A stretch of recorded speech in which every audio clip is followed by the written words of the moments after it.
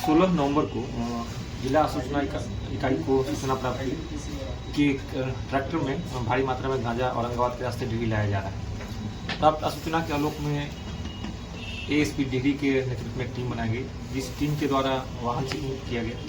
वाहन चेकिंग क्रम में ही जिस ट्रैक्टर के संबंध में सूचना थी वह NH2 पर लक्ष्मी टीवीएस शोरूम के पास आता हुआ दिखाई दिया।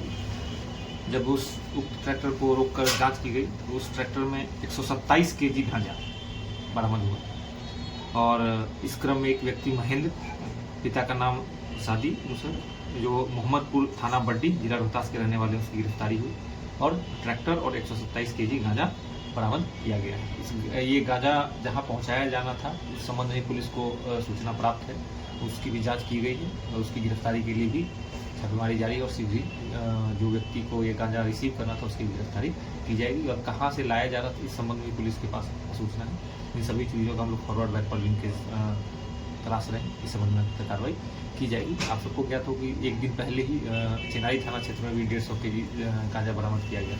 तो इस प्रकार जो नशे की खेप बरामद हो रही है, इस संबंध में हम लोग एक संगठित तरीके से इसका विश्लेषण कर रहे हैं कि ये चीज़ें कहाँ से आ रही हैं, उसमें कौन कौन लोग शामिल है। इससे पूर्व भी जो गांजा की खेप बरामद हुई थी उसमें शामिल अपराधियों से पूछताछ की जाएगी ताकि इस पर लगाई जाए। ये कुछ वाहन भी जब्त हुए हैं। हाँ, इसमें जो बताया ना कि जो ट्रैक्टर महिंद्रा कंपनी का ट्रैक्टर जिसका रजिस्टर नंबर अंकित नहीं था, चेसिस नंबर मिटाया हुआ था, उसको बरामद किया गया। अनुमानित कीमत सर क्या होगी? अनुमानित कीमत तो 60 लाख के आसपास है, जो 127 केजी है उसका 60 लाख के आसपास है अनुमानित कीमत, जो बाजार में बताई जा सकती है। पुलिस की सर पुलिस की आंखों में धूल झोंकने के लिए खास तरह का वो ट्रैक्टर में वो किया गया था। वो जो नीचे वाला जो पैनल है उसके ऊपर उसको बनाया गया था ताकि जो रूटीन वाहन चेकिंग है वो उसको पता करना बहुत ही मुश्किल है, इसलिए आसूचना के आधार पर यह बरामदगी की गई है। इससे पूर्व भी आप लोगों ने देखा होगा कि एक ट्रैक्टर गाड़ी में कटहल के पीछे अंदर में गांजा छुपा कर लाया जा रहा है। तो ऐसी जो भी